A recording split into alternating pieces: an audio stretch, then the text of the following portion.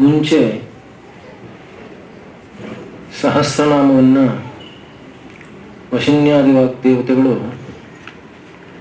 ಯಾರಿಗೆ ಹೇಳಿದ್ರು ಅಂದರೆ ದಿವ್ಯೌಘ ಸಿದ್ಧೌಘ ಮಾನವೌಘೇಭ್ಯ ಅಂತ. ದಿವ್ಯೌಘ ಅಂದರೆ ದಿಕ್ಪಾಲಕರು. ದಿಕ್ಪಾಲಕರು ಗೊತ್ತಲ್ಲ, ಅಷ್ಟು ದಿಕ್ಪಾಲಕರು ಅವ್ರಿಗೆ ಅಂದರೆ ಅವರೆಲ್ಲ ದೇವತೆಗಳು ಅವ್ರಿಗೆ. ಆಮೇಲೆ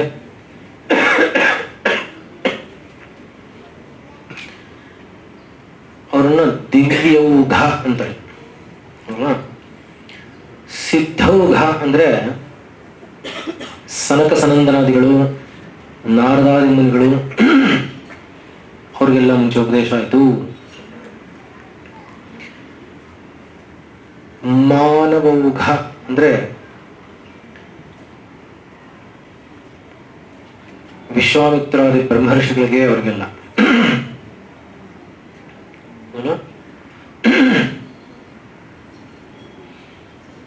ಇದಿಷ್ಟನ್ನ ಇವನ್ನೆಲ್ಲ ಉಪದೇಶ ಆಯಿತು. ಆಮೇಲೆ ಕಾಲಕ್ರಮೇಣ ಹಾಗೆ ನಡ್ಕೊಂಡ್ ಬಂತು ಅಂತ.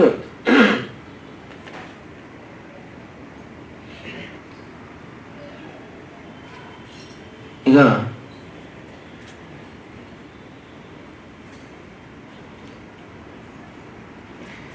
ಈ ಶ್ರೀಚಕ್ರ ಅಂತ ಯಾವುದಿದೆಯೋ ಅದನ್ನೇ ಬ್ರಹ್ಮಾಂಡ ಅಂತ ಕೂಡ ಕರೆಯುತ್ತೆ. ಇಡೀ ಬ್ರಹ್ಮಾಂಡವು ಆ ಶ್ರೀಚಕ್ರಾಕಾರದಲ್ಲಿದೆ ಅಂತ ಬರುತ್ತೆ.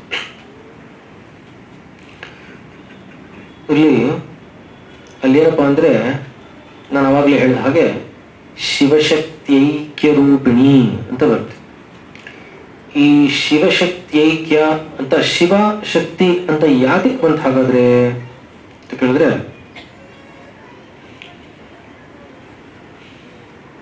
ಶಕ್ತಿ ಶಕ್ತಿಮತೋ ಅನನ್ಯತ್ವಾತ್ ಅಂತ. ಅಂದ್ರೆ ಶಕ್ತಿ ಶಕ್ತನಿಗಿಂತ ಬೇರೆ ಅಲ್ಲ ಅಂತ ಬರುತ್ತೆ. ಶಕ್ತಿ ಶಕ್ತನಿಗಿಂತ ಬೇರೆ ಅಲ್ಲ. ಆದ್ರಿಂದ ಶಿವ ಅಂದ್ರು ಶಕ್ತಿ ಅಂದ್ರು ಎರಡೂ ಒಂದೇನೆ ಅಂತ ಹೇಳೋದಕ್ಕೋಸ್ಕರ ಶಿವಶಕ್ತಿಯೈಕ್ಯ ರೂಪವಾದಂತಹ ಇದರಲ್ಲಿ ಸೂಕ್ಷ್ಮವಾಗಿ ವೇದಾಂತದ ವಿಚಾರ ಬಂದಿದೆ. ಅದನ್ನು ಹೇಳ್ಬಿಟ್ಟು ಮುಂದಕ್ಕೆ ಹೋಗ್ತೀವಿ. ಪರಬ್ರಹ್ಮ ಸ್ವರೂಪವು ಅಂದ್ರೆ ಹೀಗೆ ಅಂತ ಹೇಳಕ್ ಆಗದೆ ಇರುವಂಥದ್ದು, ಆದರೆ ಇರುವಂತಹದ್ದು. ಅದು ಹೇಗಿದೆ ಅಂದ್ರೆ ಅದಕ್ಕೇನೋ ಲಕ್ಷಣಗಳನ್ನು ಹೇಳ್ತಾರೆ. ಸತ್ಯಂ ಜ್ಞಾನಮನಂತಂ ಬ್ರಹ್ಮ ಯೋ ವೇದ ನಿಹಿತಂ ಗುಹಾಯಾಂ ಪರಮೇಭ್ಯೋ ಮನ್ನನತ್. ಸತ್ಯಂ ಜ್ಞಾನಂ ಅನಂತಂ ಬ್ರಹ್ಮ ಅಂತ ಹೇಳ್ತಾರೆ. ಸತ್ಯವು ಜ್ಞಾನವು ಅನಂತವು ಅಂದ್ರೆ ನಮ್ಗೇನಾದ್ರೂ ಅರ್ಥ ಆಯ್ತೇನಾ? ನಮ್ಗೇನೋ ಅರ್ಥ ಆಗಿಲ್ಲ. ನಮಗೆ ಅದಕ್ಕೆ ಉಲ್ಟಾ ಕೇಳಿ, ಅದೆಲ್ಲ ನಮ್ಗೆ ಅರ್ಥ ಆಗುತ್ತೆ.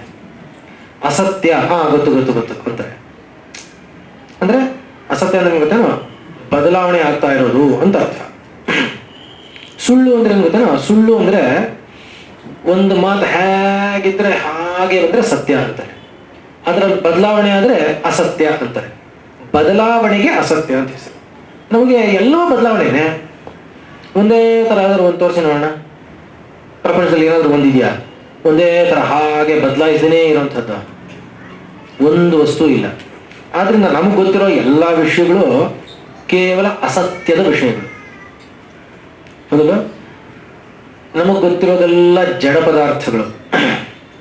ಹೌದಾ? ನಮಗ್ ಗೊತ್ತಿರೋದೆಲ್ಲ ಶಾಂತವಾಗಿರುವಂಥದ್ದು. ಹೌದಲ್ಲ? ಅಂದ್ರೆ ಪರಮಾತ್ಮ ಹೇಗಿದ್ದಾನೆ ಅಂದ್ರೆ ಸತ್ಯವು ಜ್ಞಾನವು ಅನಂತವು. ಅದೇ ಪರಮಾತ್ಮೆಯೇ ಆಗಿರುವಂತಹ ಪ್ರಪಂಚ ಏನಿದೆಯೋ ಅದು ನೋಡಿದ್ರೆ ಅಸತ್ಯವೂ ಜಡವೂ ಶಾಂತವೂ ಆಗಿರುವಂತಹ ಪ್ರಪಂಚ. ಇದು ಇಷ್ಟು ವಿಲಕ್ಷಣವಾಗಿದೆಯಲ್ಲ. ಈ ಪರಮಾತ್ಮನಿಂದ ಹೀಗಿರುವಂತಹ ಜಗತ್ತು ಹೇಗೆ ಬಂತು? ಅಂತ ಕೇಳ್ತೀವಲ್ಲ ಪ್ರಶ್ನೆ, ಆಗ ಅದನ್ನು ಉತ್ತರ ಹೇಳೋದಕ್ಕೋಸ್ಕರ ಇದು ಬಂದಿರೋರು. ಅಂದ್ರೆ ನಿನಗೆ ಹಾಗೆ ಕಾಣ್ತಾ ಇದೆ, ನಿನ್ನ ದೃಷ್ಟಿಗೆ ಅಜ್ಞಾನದಿಂದ ಅದೇ ಅಮ್ಮನವರೇ, ಸಾಕ್ಷಾತ್ ಪರಮಾತ್ಮ ಸ್ವರೂಪವಾಗಿರುವಂತಹ ಅಮ್ಮನವರೇ ನಿನಗೆ ಕಾಣ್ತಾ ಇರೋದು ಅಸತ್ಯವಾಗಿ, ಜಡವಾಗಿ, ಶಾಂತವಾಗಿ. ಗೊತ್ತಾಗಲ್ವಾ? ಆದರೆ ಅದೇ ಅಸತ್ಯ, ಜಡ, ಶಾಂತವಾಗಿರುವಂತಹ ಜಗತ್ತಿನಲ್ಲೇ ಸಾಕ್ಷಾತ್ ಸತ್ಯಜ್ಞಾನಾನಂತವಾಗಿರುವಂತಹ ಅಮ್ಮನವರು ಇದ್ದಾರೆ, ನಿನಗೆ ಕಾಣಿಸ್ತಾ ಇಲ್ಲ. ಅಲ್ಲಿಲ್ಲ ಅಲ್ಲ, ನಿಂಗೆ ಕಾಣಿಸ್ತಾ ಇಲ್ಲ ಅಂತ ಅರ್ಥ. ಗೊತ್ತಾಯ್ತಲ್ವಾ? ಆದ್ರಿಂದ ಎಲ್ಲ ಲಕ್ಷಣಗಳನ್ನು ಮೀರಿರುವಂತಹ ಪರಮಾತ್ಮನು ಅನ್ನೋವಾಗ ಶಿವ. ಹೀಗೆ ಪೂರ್ತಿ ವಿಚಿತ್ರ ಸೃಷ್ಟಿಯಾಗಿ ಕಾಣಿಸ್ಕೊಳ್ತಾ ಇರೋದು ಯಾವುದು ಅಂದ್ರೆ ಶಕ್ತಿ. ತನ್ನ ಶಕ್ತಿಯೇ ಹೀಗೆ ಕಾಣಿಸ್ಕೋತಾ ಇದೆ ಅಂತ ಹೇಳಲ್ವೇ? ಅಂದ್ರೆ ಇಲ್ಲಿರೋ ಲಕ್ಷಣಗಳಲ್ಲಿ ಇರಬೇಕು ಅಂತೇನು ರೂಲ್ ಇಲ್ಲ ಅಂತ ಅರ್ಥ. ಗೊತ್ತಾಗಲಿಲ್ವಾ? ಇವಾಗ ಹೈಡ್ರೋಜನ್ನು ಆಕ್ಸಿಜನ್ನು ಎರಡು ಕಂಬಸ್ಟಿಬಲ್ ಗ್ಯಾಸ್, ಹೌದಲ್ವಾ? ಆದರೆ ಎರಡನ್ನೂ ಸೇರಿಸ್ಬಿಟ್ರೆ ನೀರು. ಇವಾಗ ನೀರಲ್ಲಿ ಬೆಂಕಿ ಕಡ್ಡಿ ಗೀಸಿದ್ರೆ ದಗದಾಗ ಹತ್ಕೊಂಡು ಉರಿಯಲ್ಲ, ಇದಕ್ಕಿಂತ ವಿಲಕ್ಷಣವಾಗಿರೋದು. ಆದರೆ ಆ ನೀರಲ್ಲಿ H2O ಇದೆ ಅಲ್ವಾ, H2O ಎರಡು ಇದೆ ಇಲ್ವಾ? ಇದೆ. ಆದರೆ ನನಗೆ ಕಣ್ಣು ಕಾಣಲ್ಲ ಅಷ್ಟೇ. ಅದಕ್ಕೆ ನಾನೇನು ಮಾಡಬೇಕು? ಬೆಂಕಿ ಕಡ್ಡಿ ಗೀಚಬೇಕು. ಬೆಂಕಿ ಕಡ್ಡಿ ಅಂದ್ರೇನು? ಜ್ಞಾನ ಅನ್ನುವಂತಹ ಬೆಂಕಿ ಕಡ್ಡಿ ಇಲ್ಲಿ, ಅಲ್ಲಿ ಎರಡು ಅಯಾನ್ ಸ್ಪ್ಲಿಟ್ ಆಗೋದಕ್ಕೆ ಬೇಕಾಗಿರುವಂತಹ ಬೆಂಕಿ. ಅಲ್ಲಿ ಕಡ್ಡಿ ಗೀಚಿದ್ರೆ ಎರಡು ಬರೋದು ಹೈಡ್ರೋಜನ್ ಆಕ್ಸಿಜನ್ ಹೇಗೆ ಇರುತ್ತೋ ಅಲ್ಲೇನೆ, ಹಾಗೆ ನನಗೆ ವಿಲಕ್ಷಣವಾಗಿ ಕಾಣ್ತಾ ಇರುವಂತಹ ಜಗತ್ತಿನಲ್ಲೇನೆ ಲಕ್ಷಣಗಳನ್ನೆಲ್ಲ ಮೀರಿರುವಂತಹ ಪರಮಾತ್ಮ ಸ್ವರೂಪವಾಗಿರುವಂತಹ ಅಮ್ಮನವರು ಅಲ್ಲೇ ಇದ್ದಾರೆ ಅಂತ ಆಮೇಲೆ ಕಾಣೋದು. ಅದಲ್ಲ, ಇದು ಶಿವಶಕ್ತಿ ಐಕ್ಯ ರೂಪಿಣಿ ಅಂದ್ರೆ. ಅದರಿಂದ ಈ ಬ್ರಹ್ಮಾಂಡದ ಕಲ್ಪನೆ ಹೇಳಬೇಕಾದ್ರೆ ಏನು ಹೇಳ್ತೇವೆ ಅಂದ್ರೆ, ಅನೇಕ ಕೋಟಿ ಬ್ರಹ್ಮಾಂಡ ಜನನೀ ದಿವ್ಯ ವಿಗ್ರಹ. ಏನ್ ಹೇಳ್ತೆ ಅಂದ್ರೆ, ಸಾವಿರಾರು ನಾರಾಯಣರು ಬಂದ್ರಂತೆ, ಸಾವಿರಾರು ಈಶ್ವರ ಸ್ವರೂಪರು ಬಂದ್ರಂತೆ ಬ್ರಹ್ಮಾಂಡವನ್ನು ಕಾಪಾಡೋದಕ್ಕೆ. ಒಂದು ಬ್ರಹ್ಮಾಂಡ ಅಲ್ಲ, ಅನೇಕ ಕೋಟಿ ಬ್ರಹ್ಮಾಂಡ ಜನನಿ ಅನ್ನತ್ತೆ. ಏನು ಊಹೆ ಕೂಡ ಇಟ್ಕೊಳ್ಳಲ್ಲ, ಅಷ್ಟು ದೊಡ್ಡದು. ಅಂದ್ರೆ ಅದಕ್ಕೆ ಜನ್ನಿ ಅಂದ್ರೆ ಇನ್ನೆಷ್ಟು ದೊಡ್ಡವಳಾಗಿರ್ಬೇಕು. ಅದಲ್ಲ, ಆ ಬ್ರಹ್ಮ ಕೀಟ ಜನನಿ, ಆ ಬ್ರಹ್ಮ ಕೀಟ ಜನನಿ, ಆ ಬ್ರಹ್ಮ ಕೀಟ ಜನನಿ. ಬ್ರಹ್ಮ ಅಂದ್ರೆ ಇಲ್ಲಿ ಯಾವ ಬ್ರಹ್ಮ? ಚತುರ್ಮುಖ ಬ್ರಹ್ಮ. ಈ ಚತುರ್ಮುಖ ಬ್ರಹ್ಮನನ್ನ ವೇದಗಳಲ್ಲಿ ಹಿರಣ್ಯಗರ್ಭ ಅಂತಾರೆ ಅಲ್ವಾ? ಅಂದ್ರೆ ಅವನು ಸೃಷ್ಟಿ ಮಾಡುವಂಥದ್ದಕ್ಕೆ ಕಾಣಿಸ್ಕೊಳ್ಳುವಂಥವನು. ಇವಾಗ ಪರಬ್ರಹ್ಮ ಕಾಣಲ್ಲ. ಮತ್ತೆ ಇದು ಹೆಂಗಾಯ್ತು ಅಂದ್ರೆ, ಆ ಚತುರ್ಮುಖ ಬ್ರಹ್ಮ ಅನ್ನುವಂಥವ್ನು ತಗೊಂಬಂದು ಮಧ್ಯ ಕೂಡಿಸ್ತಾರೆ, ನೋಡು ಮಾಡ್ತಾ ಇರೋ ಇವನೇ ಅಂತಾರೆ. ಮತ್ತೆ ಪರಮಾತ್ಮ ಅಂದ್ರೆ ಪರಮಾತ್ಮನೇ ಇವನ್ ರೂಪದಲ್ಲಿ ಮಾಡ್ತಾ ಇದೆ ಅಂತಾರೆ. ಪರಮಾತ್ಮ ಮಾಡ್ತಿರೋದು ಆ ಪರಮಾತ್ಮನ ಶಕ್ತಿ ಇದೆಯಲ್ಲ, ಈ ಚತುರ್ಮುಖ ಬ್ರಹ್ಮನ ರೂಪದಲ್ಲಿ ಸೃಷ್ಟಿ ಮಾಡ್ತಾ ಇದೆ ಅಂತ ಹೇಳುತ್ತೆ. ಆದ್ರಿಂದ ಆ ಬ್ರಹ್ಮನು ಬಂದಿರೋದು ಕೂಡ ಅಲ್ಲಿಂದಲೇ. ಆದ್ರಿಂದ ಬ್ರಹ್ಮನಿಂದ ಹಿಡಿದು ಕೀಟ ಅನ್ನುತ್ತೆ. ಈ ಕೀಟ ಅನ್ನುವಂತಹ ಪದ ಆಯುರ್ವೇದದಲ್ಲಿ ಒಂದು ಕಡೆ ಕೀಟ ಅನ್ನೋದಕ್ಕೆ ಅದಕ್ಕೊಂದು ಕಕೇರುಕ ಮಶೇರುಕ ಅಂತಾರೆ. ಕೀಟಗಳು ಕಣ್ಣಿಗೆ ಕಾಣಿಸಲ್ಲ, ಸೂಕ್ಷ್ಮವಾಗಿರುವಂತಹ ಕೀಟಗಳು. ಅಂದ್ರೆ ಏನರ್ಥ? ಇಲ್ಲೂ ಅಗೋಚರವಾಗಿರುವಂಥದ್ದು, ಅಲ್ಲೂ ಅಗೋಚರವಾಗಿರುವಂಥದ್ದು. ಅಂದ್ರೆ ಈ ಬ್ರಹ್ಮಾಂಡವನ್ನೆಲ್ಲ ಸೃಷ್ಟಿ ಮಾಡಿದಂತಹ ಯಾವನು ಹಿರಣ್ಯಗರ್ಭನಿದಾನೋ ಅವನಷ್ಟು ದೊಡ್ಡವನು. ಆಮೇಲೆ ಅಲ್ಲಿಂದ ಮಾಡ್ಕೊಂಡು ಬಂದು ಏನೋ ಅಂದ್ರೆ ಕಣ್ಣಿಗೆ ಗೋಚರವಾಗಿರೋಷ್ಟು ಕ್ರಿಮಿಕೀಟಗಳವರೆಗೂ ಕೂಡ ಜನ್ಮ ಕೊಟ್ಟಂಥವಳು ಅಮ್ಮನವರು. ಅಂದ್ರೆ ಸುಮ್ಮನೆ ಒಂದು ಬ್ರಹ್ಮಾಂಡದ ಕಲ್ಪನೆ ಎಷ್ಟು ದೊಡ್ಡದು ಒಂದು ಅಲ್ಲ. ಹೇಗೆ ಸೃಷ್ಟಿ ಮಾಡಿದ್ಲು ಅಂದ್ರೆ ಉನ್ಮೇಷ ನಿಮಿಷೋತ್ಪನ್ನ ವಿಪನ್ನ ಭುವನಾವಳಿ. ಉನ್ಮೇಷ ನಿಮಿಷೋತ್ಪನ್ನ, ಸುಮ್ಮನೆ ಕಣ್ಮುಚ್ಚಿ ಕಣ್ ತೆಗೆಯೋಷ್ಟು ಸೃಷ್ಟಿ ಆಯ್ತು ಅಂತ. ನಮ್ಮ ಕಣ್ಮುಚ್ಚಿ ಕಣ್ ತೆಗಿಯಕ್ಕೆ ಟೈಮ್ ಬೇಕು.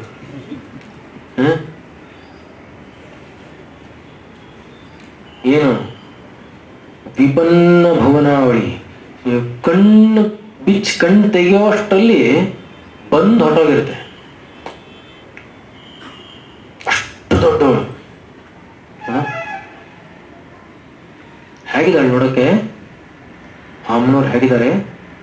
ಸಹಸ್ರ ಶೀರ್ಷ ವದನ ಸಹಸ್ರಾಕ್ಷಿ ಸಹಸ್ರಪಾತ್. ಸಹಸ್ರ ಶೀರ್ಷ ವದನ. ಏನ್ ಸಹಸ್ರ ಶೀರ್ಷ ವದನ ಅಂದ್ರೆ ಎದುರುಗಡೆ ಕಾಣ್ತಾ ಇರೋದೆಲ್ಲ ಅಮ್ಮನವರೇ.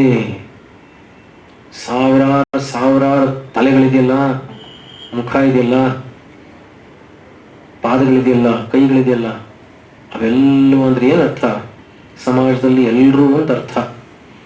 ಎಲ್ಲರೂ ಸಾಕ್ಷಾತ್ ಅಮ್ಮನವರೇ ಆ ರೂಪದಲ್ಲಿ ಕಾಣ್ತಾ ಇದ್ದಾರೆ.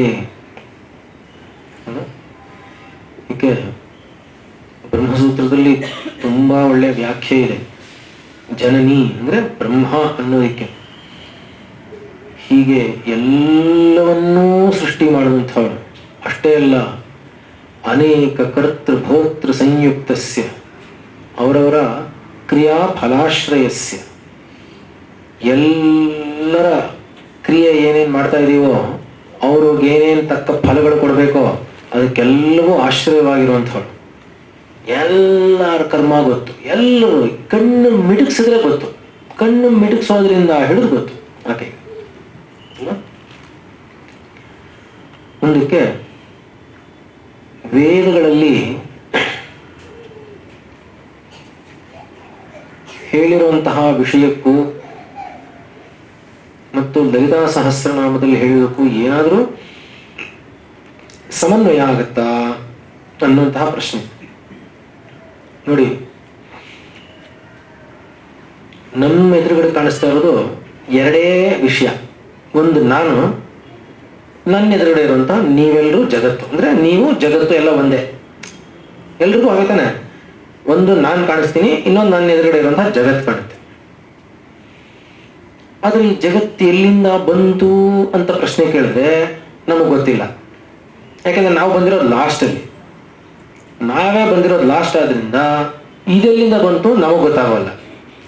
ಆದ್ರಿಂದ ನಮಗೇನು ಗೊತ್ತಿನ, ನಮಗೆ ನಮ್ಮ ಮಕ್ಕಳ ವಿಷಯ ನಮಗೆ ಗೊತ್ತು, ನಮ್ಮ ಅಪ್ಪ ಅಮ್ಮನ ವಿಷಯ ನಮಗೆ ಗೊತ್ತಿಲ್ಲ, ನಮ್ಮ ವಿಷಯನೇ ಗೊತ್ತಿಲ್ಲ. ನಾವ್ ಹೆಂಗ್ ಬಂದ್ವಿ ಅಂತಾನೆ ನಮಗೆ ಗೊತ್ತಾಗಲ್ಲ. ನಾವು ಬಂದ ಮೇಲೆ ನಮ್ಮಿಂದ ಏನಾದ್ರೂ ಬಂದಿದ್ರೆ ಗೊತ್ತಾಗ್ತಿದೆ ನಮ್ಗೆ. ನಮಗ್ ಕಾರಣ ಗೊತ್ತಾಗಲ್ಲ ನಮ್ಗೆ. ಅದರಿಂದ ಇದೇ ಗೊತ್ತಾಗಲ್ಲ, ಇನ್ ಸೃಷ್ಟಿ ಆಯ್ತು ಪರಮಾತ್ಮ ವಿಷಯ ಗೊತ್ತಾಗಲ್ಲ. ಆದ್ರಿಂದ ವೇದಗಳೇನು ಹೇಳುತ್ತೆ, ಅದನ್ನ ಬ್ರಹ್ಮ ಅಂತ ಒಂದಿದೆಯಪ್ಪ, ಅದರಿಂದ ಎಲ್ಲವೂ ಬಂತು ಅಂತ ಹೇಳುತ್ತೆ. ಜಗತ್ತಿಗೆ ಬ್ರಹ್ಮವೇ ಮೂಲ ಕಾರಣ ಅಂತ ಹೇಳುತ್ತೆ.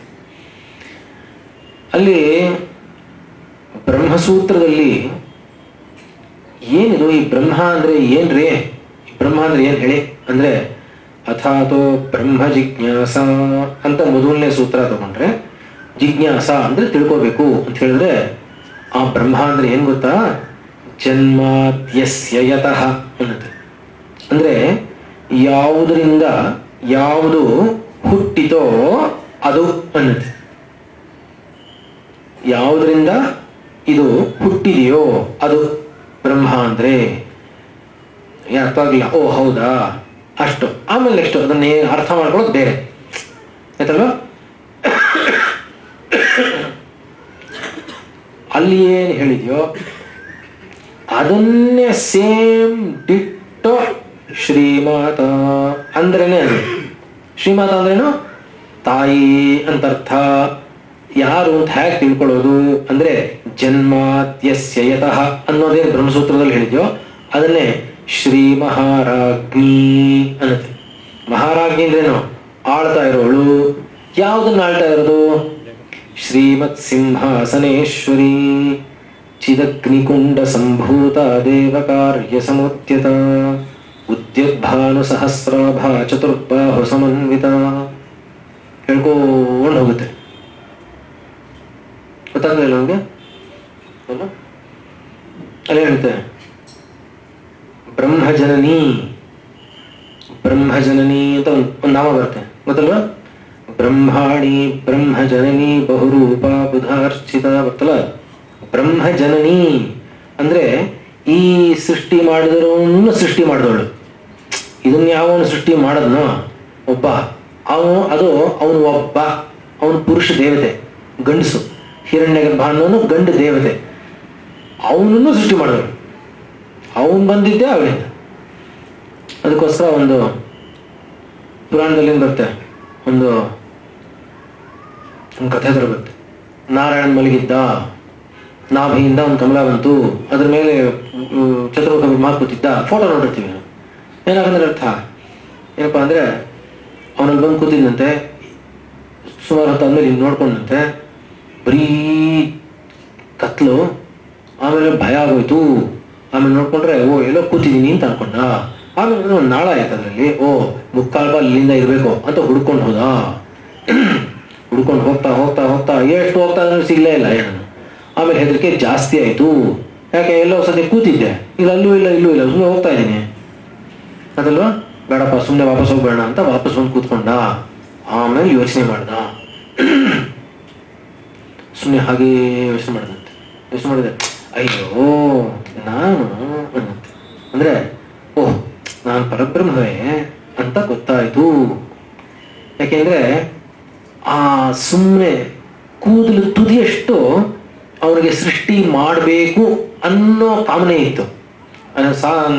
ನಮಗಿರೋ ಥರ ಕಾಮನೆ ಅಲ್ಲ ಅದು. ಸೃಷ್ಟಿ ಮಾಡೋದು ಅನ್ನೋದು ತುಂಬ ದೊಡ್ಡದದು. ಅದರಿಂದ ನಮ್ಮ ಕಾಮನೆ ಜೊತೆ ಹೋಲಿಸ್ಕೋಬಾರ್ದು ಆ ಕಾಮನೆಯನ್ನು. ನಮಗೆ ಇಂಥ ಕಂಪ್ನಿ ಕೆಲಸ ಸಿಗಬೇಕು ಅಂತ ಇರ್ತಲ್ಲ, ಆ ಥರದ ಕಾಮನೆ ಅಲ್ಲ ಅದು. ಅಂದರೆ ಆ ಕಾಮನೆ ನಿರ್ದೋಷವಾಗಿರಬೇಕು, ಒಂದಿಷ್ಟು ಕಲ್ಮಶ ಇರಬಾರ್ದು, ಮತ್ತು ಮಹಾ ತಪಸ್ಸಾಗಿರಬೇಕು. ಅಂಥವ್ರಿಗೆ ಸೃಷ್ಟಿ ಮಾಡುವಂಥ ಅವಕಾಶ ಸಿಗುತ್ತೆ. ಹಾಗೇನೆ ಇವಾಗ ಮುಂದಿನ ಸೃಷ್ಟಿ ಯಾರು ಮಾಡೋದು? ಮುಂದಿನ ಸೃಷ್ಟಿ ಯಾರು ಮಾಡೋದು? ಆಂಜನೇಯನು ಮಾಡೋದು. ಆಂಜನೇಯನು ಹಿರಣ್ಯಗರ್ಭನಾಗ್ತಾನೆ ಈಗ ಮುಂದಕ್ಕೆ, ಮುಂದಿನ ಸೃಷ್ಟಿ ಆಯ್ತಲ್ವಾ. ಅಂದರೆ ಅಷ್ಟು ಸ್ವಲ್ಪ ಕೂಡ ಅಹಂಕಾರವಿಲ್ಲದೆ, ತಾರತಮ್ಯಗಳೇನು ತೋರಿಸದೆ ಹಾಗಿರಬೇಕು.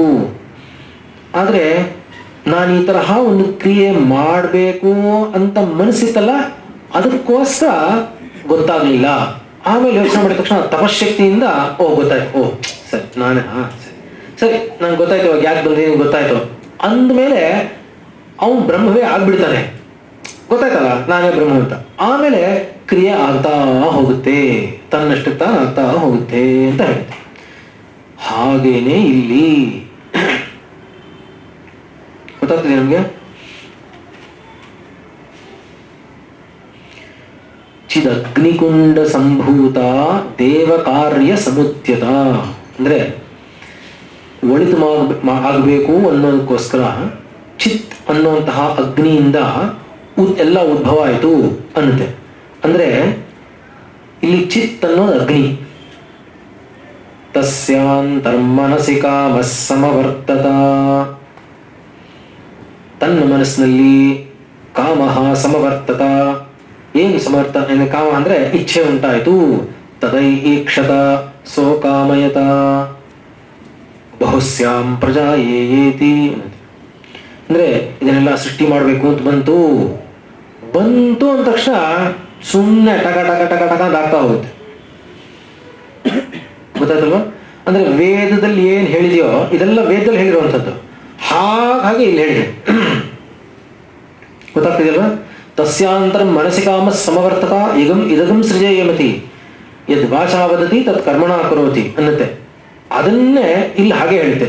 ಚಿದ್ ಅಗ್ನಿಕುಂಡ ಸಂಭೂತ ದೇವಕಾರ್ಯ ಸಮುದ್ದಿತ ಸೃಷ್ಟಿಕರ್ತ್ರಿ ಬ್ರಹ್ಮರೂಪ ಗೋಪ್ತ್ರಿ ಗೋವಿಂದರೂಪಿಣಿ ಸಂಹಾರಿಣಿ ರುದ್ರರೂಪ ತಿರೋಧಾನಕರೀಶ್ವರಿ ಸದಾಶಿವ ಅನುಗ್ರಹದ ಪಂಚಕೃತ್ಯಪರಾಯಣ ಎಲ್ಲ ಹಂಗೆ ಸುಮ್ಮನೆ ಹಾಗೆ ಅಲ್ಲಲ್ಲಿ ಏನಿದೆ ಹಾಗಾಗಿ ಇಳಿಸಿದ್ದಾರೆ. ಇದು ಯಾಕೆ ಹೇಳ್ತಾ ಇದ್ದೀನಿ ಅಂತ ಗೊತ್ತಾಗ್ತಾ ಇದೆಯಾ? ಹೆಂಗಸರಿಗೆ ವೇದಗಳು ಅಂದರೆ ಬರೀ ಗಂಡಸರಿಗೆ ನಾವು ಹೇಳ್ಬಾರ್ದಾ ಅಂತ ಏನೋ ಬಂದಿದೆಯಲ್ಲ, ಅದ್ರ ಪರಿಹಾರಕ್ಕೆ ಹೇಳ್ತಾ ಇರೋಂಥ ಮಾತುಗಳಿವೆಲ್ಲ. ಗೊತ್ತಾಗ್ತಲ್ವ? ಅಂದ್ರೇನು? ಸಹಸ್ರನಾಮ ಸ್ತೋತ್ರವನ್ನು ಪಾರಾಯಣ ಮಾಡ್ತಾ ಇರೋದ್ರಿಂದ ವೇದವನ್ನೇ ಹೇಳ್ತಾ ಇರೋ ತರಹ ಅಂತ. ಅದಕ್ಕೆ ವೇದ ಯಾಕೆ ಹೇಳಬಾರ್ದು ಅಲ್ಲ, ಹೇಳ್ಕೂಡ್ದು ಅಷ್ಟೇ. ಅದು ರೂಲ್. ಅದು ಹೇಳ್ಬಾರ್ದು ಅಂದರೆ ಸುಮ್ಮನೆ ಇರಬೇಕು. ಯಾಕೆ ಹೇಳ್ಬಾರ್ದು ಅಂದರೆ ಏನರ್ಥ? ಅದಕ್ಕೆ ಸುಳ್ಳು ಹೇಳ್ಬಾರ್ದು ಅಂದರೆ ಯಾಕೆ ಹೇಳ್ಬಾರ್ದು? ಹೇಳು, ಆಮೇಲೆ ಒದೆ ತಿಂತೀವಿ. ಅದ್ರ ಬದಲು ಹೇಳ್ಬಾರ್ದು ಅಂದ್ರೆ ಸುಮ್ಮನೆ ಹಾಗೆ ನಡ್ಕೊಂಡ್ರೆ ನಮ್ಮ ಯಾರಿಗೋಸ್ಕರ ಹೇಳ್ತಾ ಇರೋದು? ನಮ್ಮ ಒಳ್ಳೇದಕ್ಕೋಸ್ಕರ ಹೇಳ್ತಾ ಇರೋದು. ಗೊತ್ತಾಗಲಿಲ್ವಾ? ಅಷ್ಟೇ.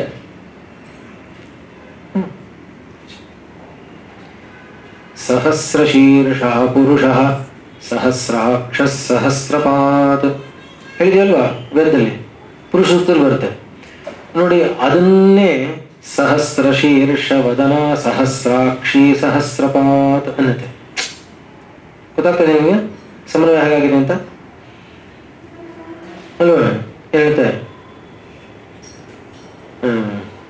ಬ್ರಾಹ್ಮಣೋಸ್ಯ ಮುಖಮಾಸೀತ್ ಬಾಹುರಾಜನ್ಯಃ ಕೃತಃ ಊರು ತದಸ್ಯ ಯದ್ವೈಶ್ಯಃ ಎಲ್ಲ ಹೇಳಿದೆ.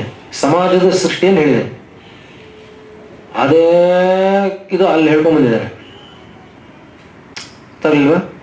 ಶ್ರೀಮದ್ವಾಗ್ಭವಕೂಟೈಕ ಸ್ವರೂಪ ಮುಖ ಪಂಕಜ ಅನ್ನೋದ್ರಲ್ಲಿ ಬ್ರಾಹ್ಮಣ್ಯ ಅಂತ ಹೇಳ್ಕೊಂಡು ಹೋಗಿದ್ದಾರೆ. ಭಾಷೆಯಲ್ಲಿ ಬರುತ್ತೆ. ಬ್ರಾಹ್ಮಣ್ಯ ಅಂದ್ರೆ ಜ್ಞಾನ ಅಂತ, ಬ್ರಹ್ಮಜ್ಞಾನ ಅಂತ. ಬ್ರಾಹ್ಮಣ ಅಂದ್ರೆ ಮುಂಜಿ ಮಾಡ್ಕೊಳ್ಳೋದು ಅಂತಲ್ಲ. ಇಲ್ಲಿ ಗೊತ್ತಲ್ಲ? ಇಲ್ಲಿ ನೋಡಿ, ಅದೇ ಮನಸ್ಸು ಚಿದಗ್ನಿಕುಂಡ ಸಂಭೂತ ಅಂತ ಹೇಳಿಲ್ವಾ? ಅದೇ ಮನಸ್ಸೇ ಇವಾಗ ಎರಡು ತರಹ ಪ್ರಕೃತಿಗಳು ಉಂಟಾಗಿದೆ ಅಂತ ಹೇಳುತ್ತೆ. ಯಾವುದು ಅಂದ್ರೆ ಯಾವ ಪ್ರಕೃತಿ? ಪರ ಅಪರ ಪ್ರಕೃತಿಗಳು. ಪರ ಅಪರ ಪ್ರಕೃತಿಗಳು ಅಂದ್ರೆ ಜಡ ಮತ್ತು ಚೇತನ ಎರಡು.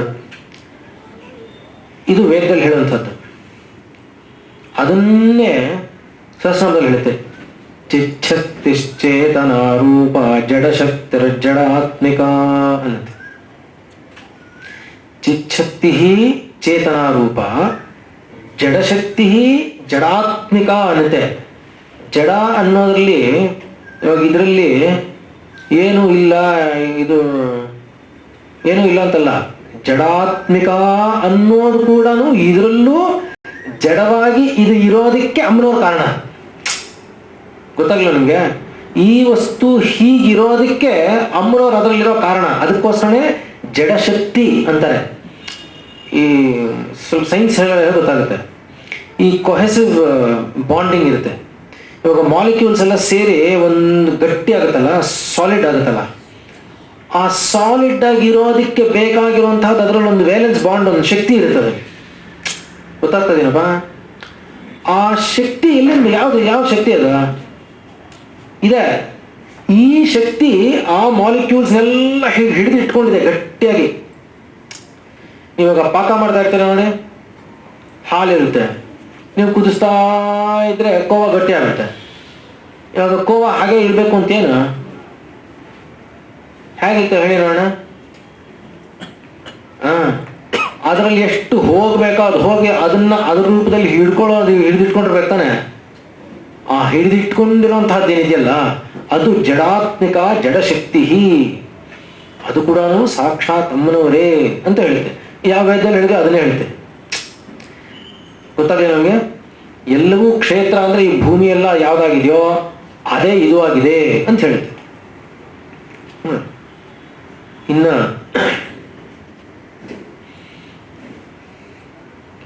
ಸಹಸ್ರನಾಮದಲ್ಲಿ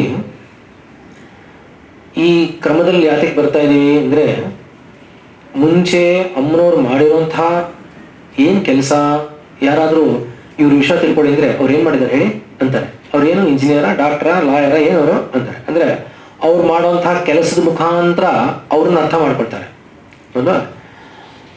ಅವ್ರನ್ನ ಅರ್ಥ ಮಾಡ್ಕೊಂಡ್ಮೇಲೆ ರೀ ಅವ್ರು ಹೇಳ್ತಾ ಇರೋದಕ್ಕೂ ಅವ್ರು ನಿಜವಾಗ್ಲೂ ಇದಾರಲ್ಲ ಅದಕ್ಕೆ ಏನಾದರೂ ಸರಿ ಇದೆಯೋ ಅಥವಾ ಇರೋದೇ ಒಂದು ಹೇಳ್ತಾ ಇರೋದೇ ಒಂದು ಮಾಡ್ತಾ ಇರೋದು ಇನ್ನೊಂದ ಅಂತ ಕೇಳ್ತಾರಲ್ವಾ. ಒಂದೇ ಥರ ಇದ್ದಿರ್ತಾನೆ ಅವ್ರಿಗೆ ಬೆಲೆ ಯಾವಾಗ ಸರಿ. ಅದಕ್ಕೋಸ್ಕರ ವೇದಗಳಲ್ಲಿ ಏನು ಹೇಳಿದೆಯೋ ಅದಿಲ್ಲಿದೆಯಾ ಹಾಗೇ ಇದೆಯಾ ಅನ್ನೋದಕ್ಕೋಸ್ಕರ ಆ ಕ್ರಮ. ಆಮೇಲೆ ಇದೇನು ಬರೀ ಸುಮ್ಮನೆ ಕೊಟ್ಟು ತಗೊಳ್ಳುವಂತಹ ಒಂದು ಸಂಬಂಧನೋ ಅಂದರೆ ಕೇವಲ ವ್ಯವಹಾರನೋ ಅಥವಾ ನಿಜವಾಗಲೂ ನನಗೆ ಸಾಕ್ಷಾತ್ ಅದೇನು ಹೇಳ್ತೇವೆ ವೇದ, ಅಯ್ಯ ನೀನು ತಿಳ್ಕೊಂಡ್ರೆ ನೀನು ಯಾರು ಅಂತ ನೀನು ತಿಳ್ಕೊಂಡ್ಬಿಟ್ರೆ ಆಗ ನೀನು ಪರಮಾತ್ಮನೇ ಆಗೋಗ್ತೀಯಾ ಅಂತ ವೇದ ಹೇಳಿದೆಯಲ್ಲ, ಹಾಗೆ ನಾನು ಈ ಸ್ತೋತ್ರವನ್ನು ಹೇಳಿದ್ರೆ ನಾನು ಸಾಕ್ಷಾತ್ ಪರಮಾತ್ಮೆ ಆಗೋಗ್ತೀನಾ? ಅಲ್ಲೇನೋ ಹೇಳಿದ್ದೆ ವೇದ ತುಂಬ ದೊಡ್ಡದು, ಸ್ತೋತ್ರ ಪಾರಾಯಣ ತುಂಬ ಚಿಕ್ಕದಲ್ವಾ, ಗೊತ್ತಾಗಲಿಲ್ವಾ ಮನಸ್ಸಿನಲ್ಲಿ ಹೇಗೆ ಓಡುತ್ತೆ ಅಂತ. ಇದಿಷ್ಟೇ ಇಷ್ಟು ವೇದಗಳು ಎಷ್ಟು ಅಂತ ಇದರಲ್ಲಿ ಹಾಗೆ ಆಗುತ್ತಾ ಅಂತ ತಿಳ್ಕೊಬೇಕಬೇಡುವ. ಅದಕ್ಕೋಸ್ಕರ ಸಹಸ್ರನಾಮದಲ್ಲಿ ಉಪನಿಷತ್ತುಗಳಲ್ಲಿ ಸ್ಮೃತಿಗಳಲ್ಲಿ ಹೇಳಿರುವಂತಹ ಆಧ್ಯಾತ್ಮಿಕ ವಿಚಾರ ಕೂಡ ಹೇಳಿದ್ಯಾ ಅಂತ ಬಂದರೆ, ಯಾಕಂದ್ರೆ ಇಬ್ರಿಗೂ ತಾನೇ ಇರೋದು ನೋಡಿ, ಯೋಚನೆ ಮಾಡಿ. ವೇದಕ್ಕೆ ಹೆಂಗಸಕ್ಕೆ ಅಧಿಕಾರ ಇಲ್ಲ, ಎಲ್ರು ವರ್ಣದಲ್ಲೂ ಕೂಡ ಎಲ್ರಿಗೂ ಅಧಿಕಾರ ಇಲ್ಲ. ಇವಾಗ ಅವ್ರಲ್ಲಿ ಏನು ಮಾಡ್ಬೇಕು ಅವಾಗ ಗೊತ್ತಾಗ್ತದೆ ನಿಮ್ಗೆ. ಮಿಕ್ಕಿದವ್ರು ಏನು ಮಾಡ್ಬೇಕು ಅಂತ, ವೇದಕ್ಕೆ ಅಧಿಕಾರ ಇಲ್ಲ ಮಿಕ್ಕಿದೇನು ಇಲ್ಲ ಅಂದ್ಬಿಟ್ರೆ ಅವ್ರ ಮೋಕ್ಷ ಇಲ್ವೇ ಹಾಗಾದ್ರೆ? ಗೊತ್ತಾಗ್ತಾ ಇದೆಯಾ? ಇಲ್ಲ, ಅವ್ರ ಮೋಕ್ಷ ಅನ್ನೋದು ಎಲ್ರಿಗೂ ಅಧಿಕಾರ ಇದೆ ತಾನೆ, ಎಲ್ರಿಗೂ, ಗಂಡಸ್ರಿಗೂ ಹೆಂಗಸ್ರಿಗೂ ಎಲ್ರಿಗೂ ಇದೆ. ಯಾಕೆಂದ್ರೆ ಮೋಕ್ಷ ಅಂದ್ರೇನು, ಪ್ರತಿಯೊಬ್ಬರು ತನ್ನ ಆತ್ಮನೇ ಪರಮಾತ್ಮನು ಅಂತ ತಿಳ್ಕೊಳ್ಳೋದು, ಆತ್ಮಸ್ವರೂಪ ಅಂತ ತಿಳ್ಕೊಳ್ಳೋದು. ಆದ್ರಿಂದ ವೇದಾಂತ ವಿಚಾರ ಏನಿದೆ ಅಂತ ಹೇಳೋದಕ್ಕೋಸ್ಕರ ನೋಡಿ ಏನು ಹೇಳ್ತೇನೆ ಅಂತ. 3 ಅಂಶ ಏನಪ್ಪ? ಜಗತ್ತು, ಜೀವ ಮತ್ತು ಬ್ರಹ್ಮ. 3 ತಾನೇ ಇರೋದು. ಜಗತ್ತನ್ನು ಸೃಷ್ಟಿ ಮಾಡಿದವನು ಪರಮಾತ್ಮನು, ನಾನು, 3 ಜನ ಇದ್ದೀವಿ. 3 ಜನರ ವಿಷಯನೂ ಹೇಳಿದ್ದಾರೆ ಸಹಸ್ರನಾಮದಲ್ಲಿ ಅಲ್ವಾ. ಜಗತ್ತಿನ ವಿಷಯ ಏನು ಹೇಳಿದ್ದಾರೆ ನಿಮಗೆ ಗೊತ್ತು, ಯಾಕೆಂದ್ರೆ ಬ್ರಹ್ಮಾಂಡದ ಕಲ್ಪನೆ ಎಲ್ಲ ಹೇಳಿರೋದ್ರಿಂದ ಜಗತ್ತು ಅಮ್ಮನವರೇ ಆಗಿದ್ದಾರೆ ಅನ್ನೋ ವಿಷಯಕ್ಕೆ ಏನು ಡೌಟ್ ಇಲ್ಲ. ಹೌದಾ? ಇದೆಯೋ ಇಲ್ವಾ ಹೇಳಿ. ಡೌಟ್ ಇದೆಯಾ ಅಂದರೆ ಹ್ಞೂ ಅನ್ಬಾರ್ದು, ಇಲ್ಲ ಅನ್ಬೇಕು. ಅದಲ್ವಾ? ನೋಡಿ,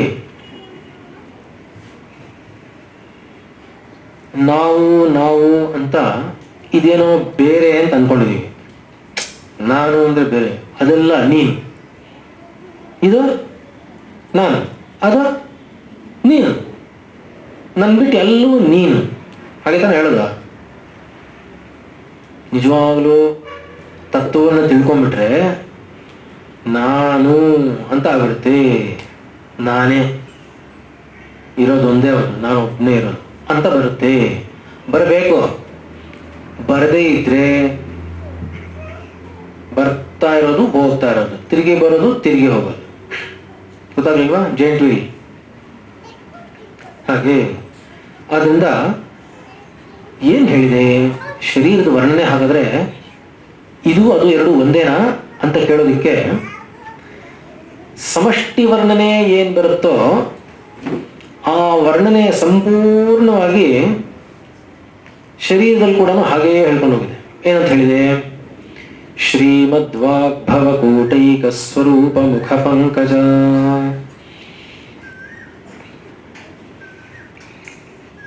ಕಂಠಾಧಃ ಕಟಿ ಪರ್ಯಂತ ಮಧ್ಯಕೂಟ ಸ್ವರೂಪಿಣಿ ಶಕ್ತಿಕೂಟೈಕತಾಪನ್ನ ಕಟ್ಯಧೋ ಭಾಗಧಾರಿಣಿ.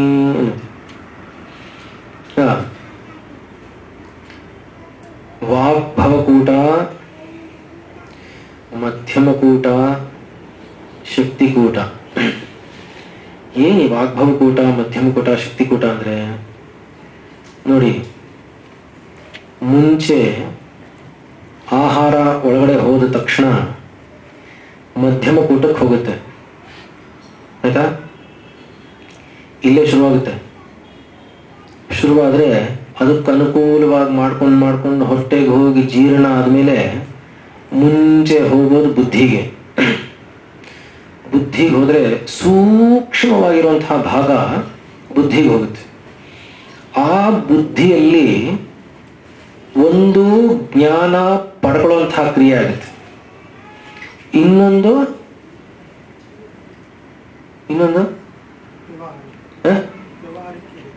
ಇನ್ನೊಂದು ಕ್ರಿಯೆ ಮಾಡೋದಕ್ಕೆ ಉತ್ಪತ್ತಿ ಆಗುತ್ತೆ. ಈಗ ನೋಡಿ, ಸ್ವಿಚ್ಚಲ್ಲಿ ಮೇನ್ ಯಾವುದೋ ಒಂದಿರುತ್ತಲ್ಲ, ಟ್ರಾನ್ಸ್ಫಾರ್ಮರ್ ಅಂತ ಇಟ್ಕೊಳ್ಳಿ, ಅಲ್ಲಿಂದ ಕರೆಂಟ್ ತಗೊಳುತ್ತೆ. ತಗೊಂಡಿರೋದನ್ನ ಹಿಂಗೆ ಒತ್ತಿದ್ರೆ ಎರಡು ಆಗ್ತಿರುತ್ತೆ, ಅಲ್ಲಿ ಬರ್ತಾ ಇರುತ್ತೆ, ಇನ್ನೊಂದು ಲೈಟ್ ಉರ್ಸಕ್ಕೆ ಹೋಗುತ್ತೆ. ಅದೇನೆ ಒಂದು ಕಡೆಯಿಂದ ಇನ್ಪುಟ್ ಇರುತ್ತೆ, ಆ ಕಡೆಯಿಂದ ಕೆಲಸ ಮಾಡೋಕ್ಕೆ ಹೋಗುತ್ತೆ. ಹೌದಲ್ವಾ? ಅದೇ ಕರೆಂಟ್ ತಾನೇ ಹೋಗ್ತಿರೋದ. ಹಾಗೇನೆ ಈ ಆಹಾರದ ಸೂಕ್ಷ್ಮ ಭಾಗ ಮನಸ್ಸು, ಬುದ್ಧಿ, ಪ್ರಾಣಗಳು ಮೂರಕ್ಕೂ ಹೋಗುತ್ತೆ. ವಾಕ್ಗೂ ಹೋಗುತ್ತೆ, ಬುದ್ಧಿಗೂ ಅಂದರೆ ಮನಸ್ಸಿಗೂ ಹೋಗುತ್ತೆ, ಪ್ರಾಣಗಳಿಗೂ ಹೋಗುತ್ತೆ.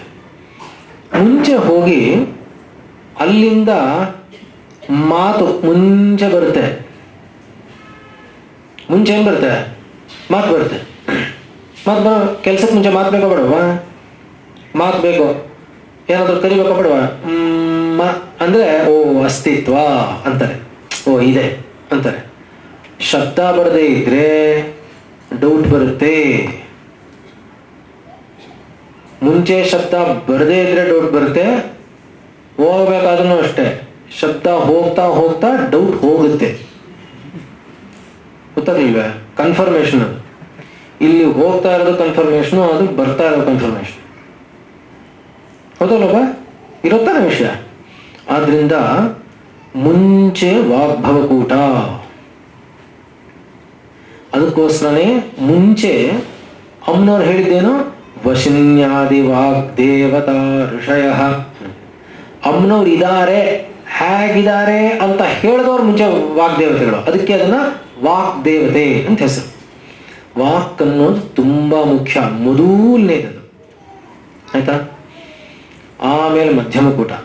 ಅಲ್ಲೆಲ್ಲ ಕ್ರಿಯೆಗಳಾಗಬೇಕು. ಕ್ರಿಯೆ ಅಂದ್ರೆ ಗೊತ್ತೋ, ಕರ್ಮ ಆಗೋದಕ್ಕೆ ಬೇಕಾಗಿರುವಂತಹ ಏನು ಪಚನ ಕ್ರಿಯೆಗಳಿರ್ಬೇಕೋ, ಪ್ರಾಣ ಕ್ರಿಯೆಗಳು ಅದೆಲ್ಲ ನಡೀಬೇಕು ಮುಂಚೆ. ಆ ಒಳಗಡೆ ಕ್ರಿಯೆಗಳಿದೆಯಲ್ಲ, ಅದೆಲ್ಲ ಮಾಡ್ತಾ ಇರುವಂಥವರು ದೇವತೆಗಳು. ಏನೇನು ಅಂತ ನೋಡಿ ಇವಾಗ. ಅದು ಮಧ್ಯಮಕೂಟ. ಆಮೇಲೆ ಶಕ್ತಿಕೂಟ. ಯಾವ್ದಕ್ಕೆ ಅದು ಶಕ್ತಿಕೂಟ ಅಂತ ಕರೆದ್ರು? ಶಕ್ತಿಕೂಟ ಏಕತಾಪನ್ನ ಕಟ್ಯಧೋ ಭಾಗಧಾರಿಣಿ ಅಂದ್ರೆ, ಶಕ್ತಿಕೂಟ ಏಕತಾಪನ್ನ ಅಂದ್ರೆ ಅಲ್ಲಿ ಈ ಸೃಷ್ಟಿ ಕ್ರಿಯೆಯಲ್ಲಿ ಸೃಷ್ಟಿ ಅಂತ ಬರ್ತಲ್ಲ, ಆ ಸೃಷ್ಟಿ ಆಗೋದಕ್ಕೆ ಬೇಕಾಗಿರುವಂತಹ ಶಕ್ತಿ ಎಲ್ಲ ಆ ಕೂಟದಲ್ಲಿ ಇರಿಸಿದ್ದಾರೆ. ಶಕ್ತಿಕೂಟ ಏಕತಾಪನ್ನ ಕಟ್ಯಧೋ ಭಾಗಧಾರಿಣಿ. ಕೇವಲ ಪ್ರಜನನ ಕ್ರಿಯೆ ಅಷ್ಟೇ ಅಲ್ಲ, ಮಲಮೂತ್ರ ವಿಸರ್ಜನೆ ಕೂಡ. ನೀವು ನಿಜವಾಗ್ಲೂ ಅವನ ಅಸ್ತಿತ್ವಕ್ಕೆ ಬೇಕಾಗಿರುವಂತಹ ಶಕ್ತಿ. ಮಲಮೂತ್ರ ವಿಸರ್ಜನೆ ನಿಂತೋಯ್ತು ಅಂದ್ರೆ ವಿಸರ್ಜನ ಅಂದ ತಕ್ಷಣ ಗರ್ಭ ಕೂಡ ವಿಸರ್ಜನ, ಅದೊಂದು ವಿಸರ್ಜನೆ. ಮಲ ವಿಸರ್ಜನೆ, ಮೂತ್ರ ವಿಸರ್ಜನೆ ಇತ್ಯಾದಿ ವಿಸರ್ಜನ. ವಿಸರ್ಜನೆ ಆದ್ರೇನೆ ಅವನ ಪ್ರಾಣದಿಂದ ಇರೋದು. ವಿಸರ್ಜನೆ ನಿಂತೋಯ್ತು ಅಂದ್ರೆ ಅವನ ಪ್ರಾಣ ಹೋಯ್ತು ಅಂತಾನೆ ಅರ್ಥ. ಗೊತ್ತಾಗ್ತದೆ ನಮಗೆ? ಆದ್ರಿಂದ ಶಕ್ತಿಕೂಟ ಅಂತ ಇರೋದು ಇಲ್ಲಿ. ಅದಕ್ಕೆ ಯಾವ ದೇವತೆಗಳು? ಅಮ್ಮನವರೇ ಶ್ರೀಮದ್ ವಾಗ್ಭವಕೂಟೈಕ ಸ್ವರೂಪ ಮುಖ ಪಂಕಜ ಕಂಠಾಧ ಕಟಿ ಪರ್ಯಂತ ಮಧ್ಯಕೂಟ ಸ್ವರೂಪಿಣಿ ಶಕ್ತಿಕೂಟೈಕತಾಪನ್ನ ಕಟ್ಯಧೋ ಭಾಗಧಾರಿಣಿ. ಅಮ್ಮನವರೇ ಶರೀರ ಎಲ್ಲ ಯಾವುದು? ಯಾರು ನೋಡ್ಕೋತಾರದು? ಅಮ್ಮನವರು. ಮುಂದಕ್ಕೆ ನೋಡಿ.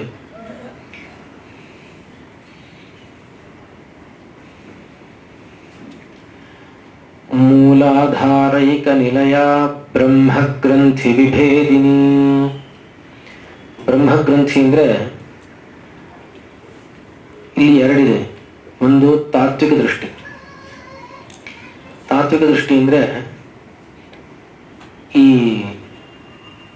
ಜನನ ಮರಣಗಳ ಗ್ರಂಥಿ ಅಂದರೆ ಗಂಟು. ಗ್ರಂಥಿ ಅಂದ್ರೇನು? ಗಂಟು. ಅದನ್ನು ಬಿಡಿಸ್ಕೋಬೇಕಾದ್ರೆ ಸಂಸಾರದಿಂದ ದೂರ ಇರಬೇಕು ಅಂತ ಅರ್ಥ. ಇಲ್ಲ ಅಂದ್ರೆ ಬರಲ್ಲ. ಸಂಪೂರ್ಣ ವೈರಾಗ್ಯ ಇದ್ರೇನೆ ಬರೋದು ಜ್ಞಾನ ಅನ್ನೋದಕ್ಕೋಸ್ಕರ ಮುಂಚೆ ಬ್ರಹ್ಮಗ್ರಂಥಿಯನ್ನ ವಿಭೇದಿನಿ.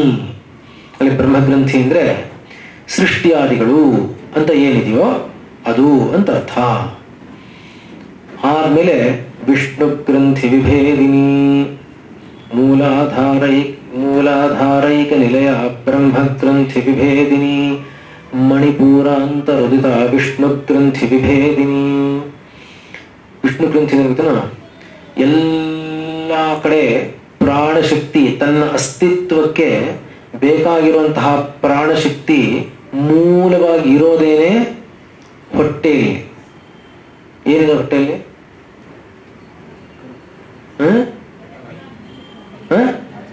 ಜ್ವರ ಹೇಳಿ. ಅಗ್ನಿ. ಅಗ್ನಿ ಯಾಕೆ ಅದನ್ನ ಹೇಳ್ತು ಅಂದ್ರೆ, ಅವನ ಮೈ ಬಿಸಿ ಇದ್ರೆ ಅವನಿದ್ದಾನೆ ಅಂತ ಅರ್ಥ. ಬಿಸಿ ಇಲ್ಲ ಅಂದ್ರೆ ಅವನಿಲ್ಲ ಅಂತ ಅರ್ಥ. ಆದ್ರಿಂದ ಇಲ್ಲ ರೀ, ನಿನ್ನೆವರೆಗೂ ಆಹಾರ ತಗೋತಾ ಇದ್ರು, ಈಗೆಲ್ಲ ಅಂದ್ರೆ ಓಹೋ ಹತ್ರ ಬಂತು ಅಂತ ಅರ್ಥ. ಗೊತ್ತಾಗಲ್ಲ? ಆದ್ರಿಂದ ಅಗ್ನಿ ಒಳಗಡೆ ತಣ್ಣಗಾಗ್ತಾ ಇದೆ ಅಂದ್ರೆ ಇವನು ಈ ಶರೀರವನ್ನು ಬಿಡೋ ಕಾಲ ಬಂತು ಅಂತ ಅರ್ಥ. ಆದ್ರಿಂದ ವ್ಯಾಪಕತ್ವ. ವಿಷ್ಣು ಅಂದ್ರೇನು? ಸ್ಥಿತಿಯನ್ನ ಕಾಪಾಡೋನು, ಶರೀರವನ್ನ ಸ್ಥಿತಿಯಲ್ಲಿ ಕಾಪಾಡುವಂಥದ್ದು. ಇದು ಹೋಗಬೇಕು ಅಂದ್ರೆ ಏನು? ನಾನು ಇದಕ್ಕಿಂತ ಬೇರೆ, ನಾನು ಹೋಗೋನು ಬರೋನು ಅಂತ ಅಲ್ಲ, ನಾನು ಯಾವಾಗ್ಲೂ ಇರೋನು ಅನ್ನೋದ್ರಲ್ಲಿ ಬರಬೇಕಾದ್ರೆ ಈ ತಿಂದು ತೇಗಿ ಎಲ್ಲ ಮಾಡಿ ಜೀರ್ಣಕ್ರಿಯೆ ಇದೆಲ್ಲ ಹೊರಗೆ ಬರಬೇಕು ಅಂತ ಅರ್ಥ. ಆ ವಿಷ್ಣು ಗ್ರಂಥಿ ವಿಭೇದಿನಿ. ಅಂದಾಜು ಬಂತ ನಿಮ್ಗೆ? ಏನಾದ್ರು ಗಹನವಾಗಿರುವಂತಹ ವಿಷಯ ಸ್ವಲ್ಪ ಕಾನ್ಸಂಟ್ರೇಟ್ ಮಾಡಬೇಕು. ಇದರಿಂದ ಎಲ್ಲ ಹೊರಗೆ ಬರ್ತೀವಲ್ಲ. ತ್ಯಜ ಧರ್ಮ ಅಧರ್ಮಂಚ ಹೇಳುತ್ತೆ. ತ್ಯಜ ಧರ್ಮ ಅಧರ್ಮಂಚ ಉಭೌ ಸತ್ಯ